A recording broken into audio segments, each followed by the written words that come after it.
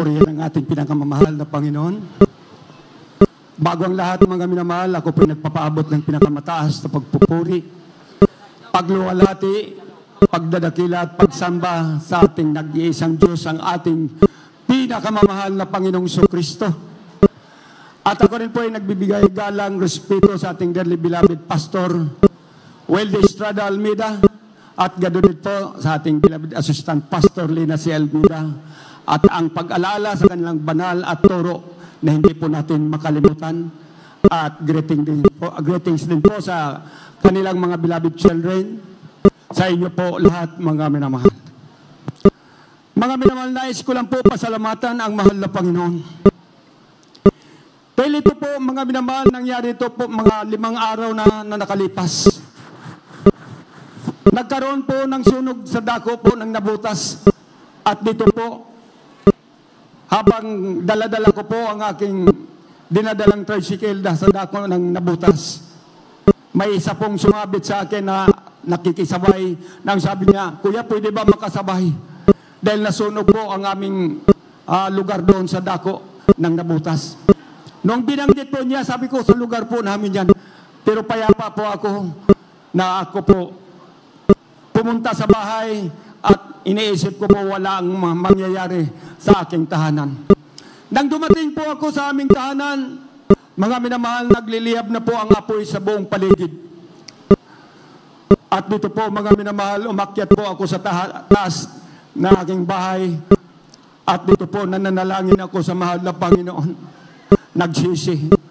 At kinas out ko ang demonyong apoy sa pangalan ni Jesus.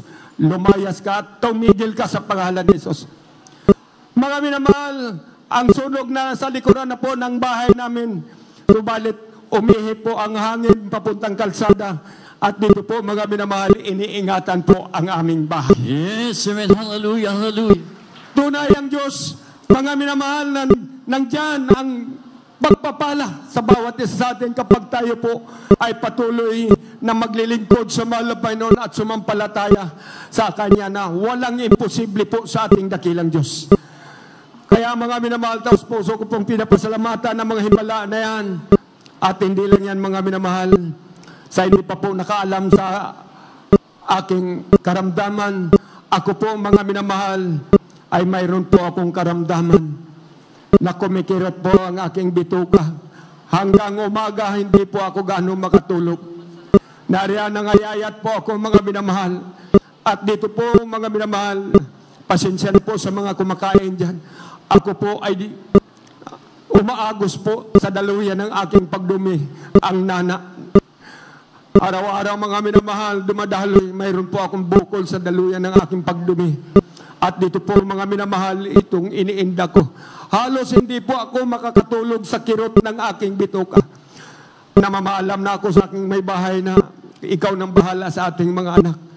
Kung sakali man, nakunin ako ng mahal na Panginoon. So, balit, mga minamahal, isa pong kapatiran natin na parayang yaya sa akin na sabi niya, sumama ka na sa Bible study sa dako ng City Jail dyan sa may Malabon. Hindi ko po, binaliwala ko po yan, at dito nung nagkaroon na po ako ng naramdaman na matindi na hindi na po ako nakakatulog, at ito po, sumama na po ako sa Bible study. At dito po, mga minamahal, habang dumadalo po ako, sumasama na po ako sa mga Bible study, bagay sa Caloocan City Jail, Nabuta City Jail nung araw. At dito po, naramdaman ko na po sa aking sarili na wala na palo ang aking karamdaman. Yes, amen. Hallelujah, hallelujah. At dito po, mga minamahal, mula noon, patuloy akong naglilingkod sa mahal na Panginoon. At hindi lang yan, mga minamahal, nagkaroon ng karamdaman ng aking anak. At dito po, linalagnat, napakatindi ng init ng kanyang katawan. At dito po, umabot na po ng 1 linggo. Wala po akong ginagawa kundi magpuri sa mahal na Panginoon. Umaga nagpupuri ako, sa hapon nagpupuri. Nag-ayuno po ako sa kabagan ng mahal na Panginoon. After 15 days, mga minamahal, 2 weeks, ang aking anak ay pinagaling na ng mahal na Panginoon. Yes, amen, hallelujah. Hindi po ito makahawak ng baso, nalalaglag po ang baso ni Kutsara man. At ito'y binubunot niya ang kanyang buhok. Pero subalit, naroon ang mahal na Panginoon na kasama po natin. Dahil yun, mga minamahal, mayroon pong nangunguna. At nanalangin sa bawat isa sa atin na dinidinig ng mahal na Panginoon. Kung sagahan ng atin, mga minamahal, wala po tayong magagawa. Subalit, mayroon po tayong propita ng ating mahal na Panginoon. Yes, amen, hallelujah. Kaya mga minamahal, tunay ang Diyos sa ministeryong ito. At hindi lang yan, mga minamahal. Natutunan po namin maghayo diyan sa dako ng nabutas, mga minamahal. Ang dami po namin na-encounter, mga iba't ibang sikta o dominasyon, mga minamahal. At dito po, mayroon po kaming nahayuan sa dako ng nabutas po, mga minamahal. Doon po, napakarami po nila. At dito po, tumanggap sa mahal na Panginoon noong nakaraang 2 weeks na kalipas. Kulang-kulang po sa 20 ka mga tao ang tumanggap sa mahal na Panginoon sa dako ng nabutas, mga minamahal. Kaya tunay ang mahal na Panginoon sa ministeryong ito. Narihan ang pagbabago. Dahil dati-rati ako po ay talamak sa pag-iinom ng alak. Nandiyan nakatulog na po ako sa tabi ng kalsada. Subalit, ang mahal na Panginoon ay Diyos na mahabagin, mga minamahal. At hindi lang yan, mga minamahal. Alalahanin ko lang po ang kabutihan ng mahal na Panginoon na mayroon po akong bunga na dati po wala sa sarili po, mga minamahal, dahil sa apekto po ng droga. At dito po pabalik-balik sa mental, 5 taon po sa mental.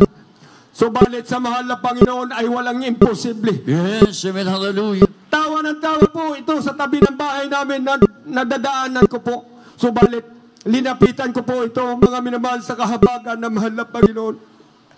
Hindi po tayo ang nagpapagaling dito, kundi ang mahal na Panginoon na suma sa atin. Yes, amen, hallelujah. Lumuhod po ako na nalangin. Sabi ko, mahal na Panginoon, kahabagan niyo po ang taong ito. Nasagana ng akin, wala po akong magagawa, mahal na Panginoon. Ngunit ito pong taon to, kinausap ko po. Sabi ko, Brad, alam ko ang nagsasalita sa iyong labi, ang espiritu ng demonyo. Ngunit ang natural mong espiritu ay nakikinig ka sa akin. Pakinggan mo ako. Magsisi ka. Manalangin tayo, tanggapin mo ang mahal na Panginoon. At pinatanggap ko po sa mahal na Panginoon. Pagkatapos nung pinatanggap ko po sa mahal na Panginoon at nabautismuhan, at mula noong year 2000 hanggang ngayon, ito na po ay ginagamit na po sa ubasan ng mahal na Panginoon. Yes, amen, hallelujah. Kahanga-hanga ang kabutihan ng mahal na Panginoon sa bawat isa sa atin. Kaya ang lahat ng kapurihan, kaluwalhatian, kadakilaan ay para lamang sa ating pinakamamahal na Panginoong Hesus po lamang. Amen.